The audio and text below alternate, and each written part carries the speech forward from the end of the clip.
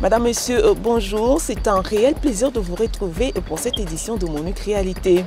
À l'approche des échéances électorales de 2011, la femme congolaise se mobilise pour occuper le devant de la scène. Cette fois-ci ou jamais, elle se dit déterminée à obtenir l'application des principes de genre et de parité dans la gestion du pays. C'est notamment le cas de cette femme que notre équipe de reportage a rencontrée. Mais avant de vous proposer ce reportage, comme d'habitude, voici les nouvelles. La femme congolaise veut mettre fin à la marginalisation dont elle est victime dans la société. Engagée dans des organisations de la société civile ou dans des partis politiques, elle refuse toute instrumentalisation de son rôle, mais elle veut au contraire s'affirmer dans les différents domaines de la vie nationale.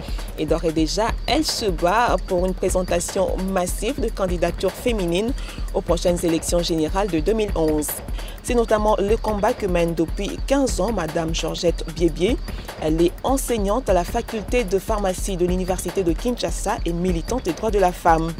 Elle se bat pour la promotion du leadership de la femme congolaise dans la gestion du pays, une lutte qu'elle mène parfois avec le concours actif de son mari.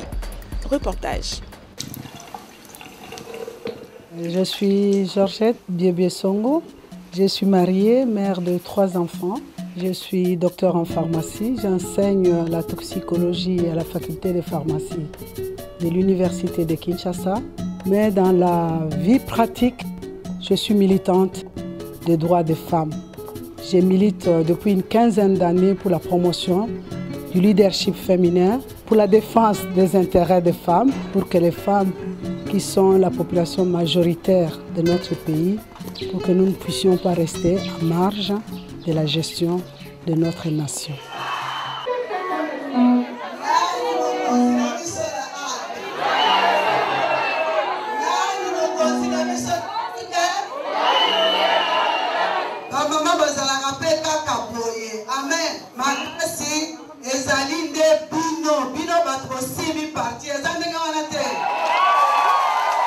Les femmes, souvent, elles se sous-estiment. Elles ont peur de ce que les hommes vont penser, de ce que les hommes vont dire. Le travail que nous faisons maintenant, nous allons à la base. Nous disons aux femmes qu'elles sont capables de le faire. Elles gèrent déjà leur maison. Ce sont les femmes qui sont au marché du matin au soir. Elles peuvent gérer les marchés. En gérant sa maison, en gérant les marchés, on peut gérer son quartier. On va leur apporter ces messages pour leur dire qu'elles sont capables, qu'elles s'élèvent.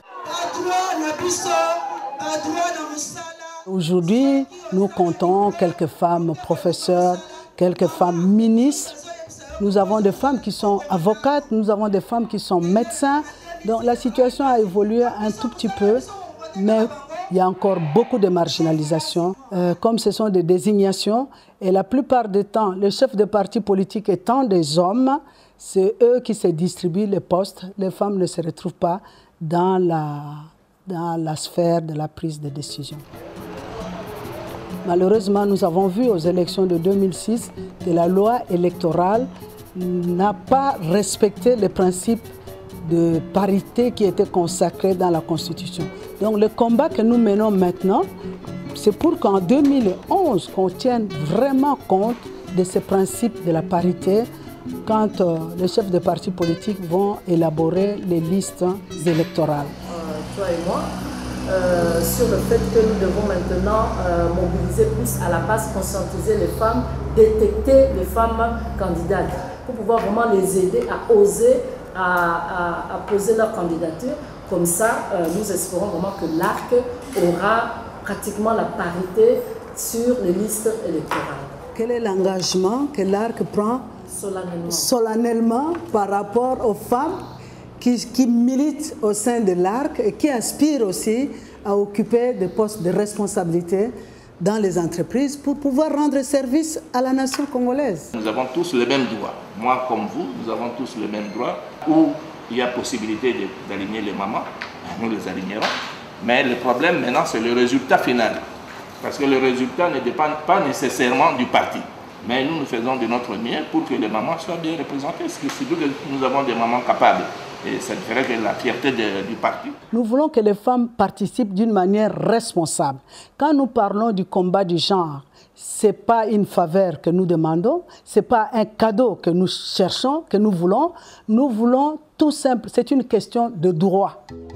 Le principe de genre et de parité, c'est un principe qui est recommandé par le Conseil de sécurité dans sa résolution 1325, dans la résolution 1820, 1840. Donc, la République démocratique du Congo a ratifié des instruments juridiques régionaux et internationaux.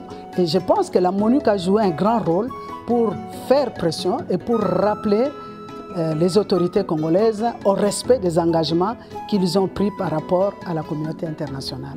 De rien, les femmes sont vraiment timides. Il y a encore le poids des maris. Les maris ne veulent pas libéraliser les femmes. Ils ont encore une mauvaise idée de la politique. Que la politique, c'est là où se passent des choses un peu sales, tout ça. Donc il faut laver tout ça, balayer tout ça. Et ce n'est pas une chose facile. Et nous sommes vraiment en train de nous battre pour vraiment dire aux femmes de oser. D'une part, nous réclamons la parité, mais si les femmes ne s'engagent pas en politique, ça serait difficile. Nous n'aurons jamais, parce que c'est là où cette parité. C'est là où donc, il y a un grand travail à faire. Ouais, grand travail. Et les femmes doivent aller là où il y a le pouvoir pour influencer positivement pour que la condition de vie des femmes change dans ce pays.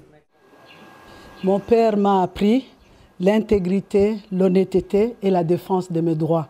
Donc c'est une question qui m'a toujours habité. Heureusement, j'ai rencontré un jeune homme qui avait les mêmes aspirations que moi. À l'époque où je l'ai connu, j'étais un jeune étudiant.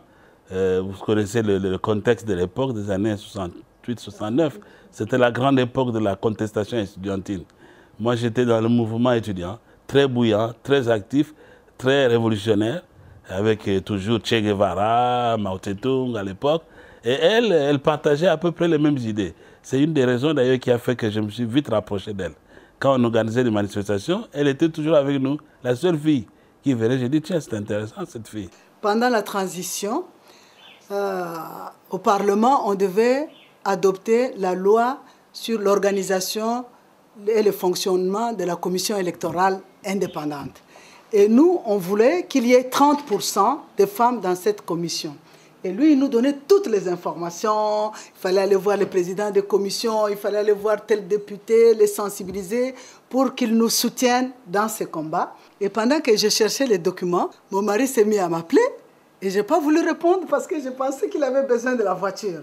Mais il a tellement insisté qu'à la fin, j'ai répondu, j'ai dit, mais tu as besoin de la voiture, mais je n'ai pas encore fini, je suis en train de chercher des documents. Alors lui, il me dit, mais non, je t'appelle pour te dire que ton truc est passé. J'ai dit, mais quel truc? Il dit, les 30%, c'est adopté. Oh là là, c'était l'explosion de joie. J'ai crié dans la salle. Oh, c'est bizarre. J'étais de ceux qui ont parlé fort le micro. J'avais les députés pour dire ça doit être adopté. Il faut absolument que ça soit adopté pour que nous puissions évoluer dans le pays.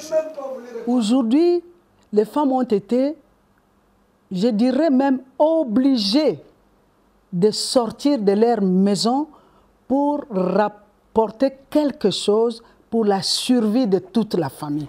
Aller chercher, elle sort le matin à 5 h du matin, elle va dans les endroits où on vend, dans des marchés, pour essayer de vendre quelque chose. Elle revient tard la nuit à la maison pour, avec le peu qu'elle a trouvé, préparer à manger pour donner à toute la famille. Cette femme-là, elle est aussi esquintée. Ce n'est pas de gaieté de cœur que les femmes sortent tous les jours. C'est une question de vie ou de mort. Il y a des femmes qui ont des compétences et qui ne trouvent pas de travail parce qu'elles sont femmes. Ça, ce n'est pas juste. Il y a des femmes qui travaillent plus que les hommes et qui gagnent moins que les hommes alors qu'elles ont des compétences. Ça, ce n'est pas bon. Évidemment, il y a une autre catégorie des hommes qui ne veulent pas que les femmes aillent travailler. Un homme qui opprime sa femme, c'est un homme qui n'est pas libre. Vous comprenez? Ça veut dire qu'il est le poids, il vit sous le poids des pesanteurs, ce soit des pesanteurs de l'histoire, de la culture, mais il n'est pas libre. Entre le maître et l'esclave, le plus esclave, c'est souvent le maître. Vous comprenez? Donc, on ne peut pas avoir des convictions comme je les ai et ne pas commencer par les appliquer chez soi. franchement, je ne peux pas comprendre qu'un citoyen normal empêche sa femme d'aller travailler tout simplement parce qu'il ne veut pas que sa femme travaille. On ne peut pas ne pas partager les mêmes idées. C'est naturel. C'est ainsi que ces mêmes idées, nous les avons partagées avec nos enfants.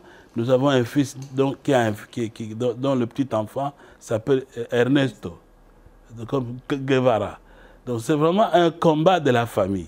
Et jusque-là, nous avons toujours marché dans le même esprit, jusqu'à présent. Il n'y a pas de chef de guerre femme. Hein? Il n'y a pas de chef de guerre femme. Aucune mère ne voudra voir le fruit de ses entrailles être tué au front, être enlevé et utilisé comme esclave sexuel, être utilisé comme chair à canon, enfant soldat, parce que nous donnons la vie et nous sommes jalouses de garder et de conserver cette vie à tout prix. Et j'aime beaucoup une expression qui est utilisée aussi dans notre hymne national, « Dressons nos fronts longtemps courbés ». Nous avons eu des fronts longtemps courbés pendant ces 50 ans. Mon souhait, c'est que dans les 50 années qui viennent, que les fronts des Congolais et surtout les fronts des Congolaises soient dressés.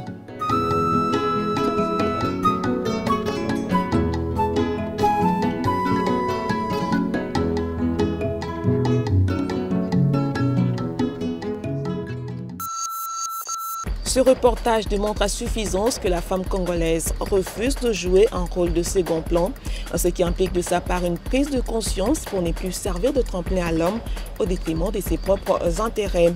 Raison pour laquelle au sein de la MONUC, la section genre encourage la femme congolaise à s'impliquer dans la gestion du pays, ce qui explique le travail de cette section dans le renforcement des capacités des femmes membres des associations de la société civile, cela afin que ces femmes soient mieux outillées et qu'elles puissent réellement jouer leur rôle en tant que composante majoritaire de la population.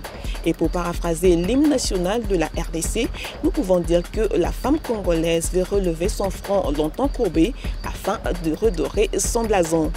Fin de MONUC Réalité, merci de nous avoir suivis et à la prochaine.